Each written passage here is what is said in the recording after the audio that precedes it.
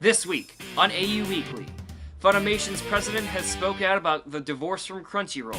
It is too late to say sorry. The new Pokemon movie will center around Mewtwo again. Let's hope this time around his fingers don't look as phallic. Fate Stay Night Heaven's Feel Part 2 had its trailer released. Surprisingly, there was no boobs. All that and more is coming up here on AU Weekly.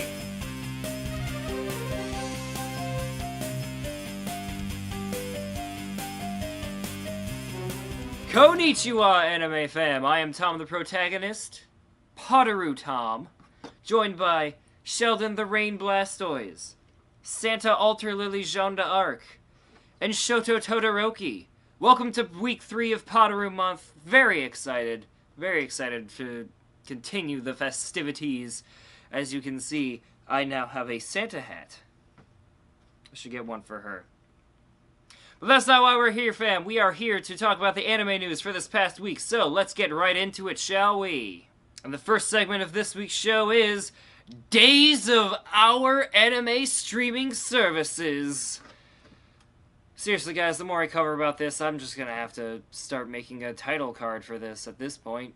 The president of Funimation has claimed that they tried to renew with Crunchyroll, but Crunchyroll would not budge on their demands.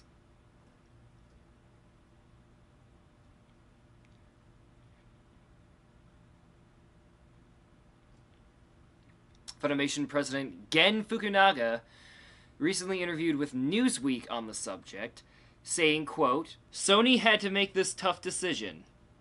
If Crunchyroll wasn't going to budge on those terms, then we had to double down and decide if we were going to go at it alone, and that's what happened." Yes, by going at it alone, they mean signing a deal with Hulu. The dispute was allegedly about international expansion, as Funimation wanted to expand and Crunchyroll was limiting them. Gen said that Sony could help them expand their international brand more than Funimation could, so that's where they went, and Sony had advised Funimation to terminate their contract with Crunchyroll, much like Skynet advised the T-1000 to kill John Connor. In a side note, he went on to Polygon and talked about Netflix's acquisition of Evangelion, saying that it was a, quote, "disservice for anime fans, and Funimation would have done better at brand management." Yeah, Netflix, what are you doing? Funimation is way better at pissing off fans. I mean, brand management. You guys ever think putting 2 Crunchyroll logos on the Funimation face would just be the greatest image in human history? Let's put that up now, please. Yes, I was correct. On to our next story. Pokemon Go, which is something I'm being told right now is still around, has finally launched player versus player battles. This was released last Wednesday, which is long overdue. What you do is you scan a QR code from a trainer who's nearby, and you can battle them. Or if you're an ultra friend, a best friend, and apparently there's no master friend, which is the only way I could get a friend, is if I had a 100% success rate. And then you can battle them whenever. The game initially launched in 2016 without trainer battles, so the only thing you would do if you locked eyes with another trainer is get lost in their beautiful eyes, and then you two go on a date, and then one date turns into 6, and then next thing you know, you're 2 years in a relationship, and you're wondering if you can't do it anymore, and then when you finally get the courage to ask the question, will she marry you? She leaves.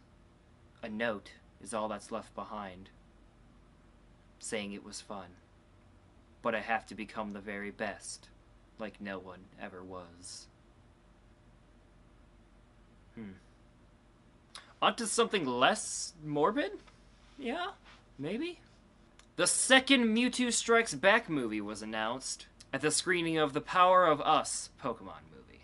As it is the second Mewtwo Strikes Back movie, you would be forgiven for thinking it would be called The Psychic Returns. Though this is not the second Mewtwo movie, that honor goes to Mewtwo Returns. So is this then like A New Hope? Is this supposed to come beforehand? I don't know. The first ever Pokemon movie, Mewtwo Strikes Back, debuted July 18th, 1998. This one is supposed to debut July 12th, 2019. Of course, You guys bring Mewtwo back in. He's about to celebrate his birthday. And you guys drag him back in to film. He can't even go out and drink. You all better buy him a beer, or else he'll crush you all like those scientists. On to our next story. You know, fam, it's the holidays. It's Padoru month. I love this time of year. This is my favorite time overall.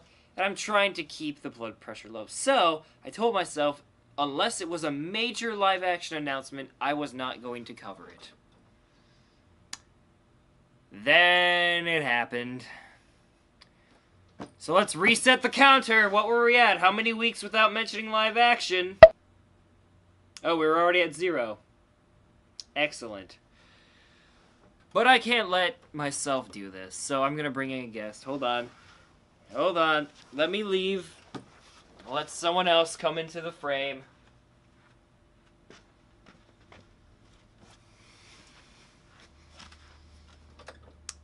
Konnichiwa, anime fam. I'm an angst-filled Tom the Protagonist, not Padoru Tom. You can tell I'm very angst-filled because this is covering my one eye. As my other persona stated, we were only going to cover live action if a big announcement came. And it did, as the Sonic the Hedgehog live action poster was revealed. The film itself will star Ben Schwartz, previously Jean-Ralphio from Parks and Rec, James Marsden, and Jim Carrey. God, that's all career suicides for them. I think the only one who could possibly survive out of that is Jim Carrey, just because he's so tenured. The film's poster was released, so let's pull it up now. Oh my god! It looks so horrendous! I don't know if I can do the rest of this story without laughing. I'm not going to lie to you guys. How many jokes can I make about this? It's pretty much going to be furry related, so bear with me. And people wonder why the Sonic community is just known as furries. God, I thought that was Sonic Unleashed Part 2. And the Piece of Resistance. The Fast and the Furious. More like The Fast and the Furious. Executive producer Tim Miller said that Sega was not happy with Sonic's eyes. That's the only thing they weren't happy with. Everything else was fine, huh? I'm not that surprised. They've been trying to kill Sonic since 2002. Maybe this is the final nail in his coffin. Also, notice his shoes are some weird hybrid of his former running shoes and shoes he would wear today. I guess they thought it'd be okay to just throw on some New Balances for him. Whatever. The film will be released November 8th, 2019, so you can all mark that down as anti-Christmas, anti-Padoru, whatever.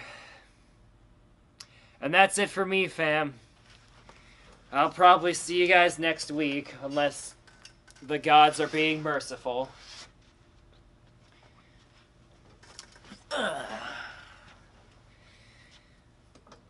Well, at least you got through without swearing. Fuck you, Paramount! Never mind. We talked about Netflix earlier in this show. So now, of course, it's a great time to segue into it. You know, 3 stories later.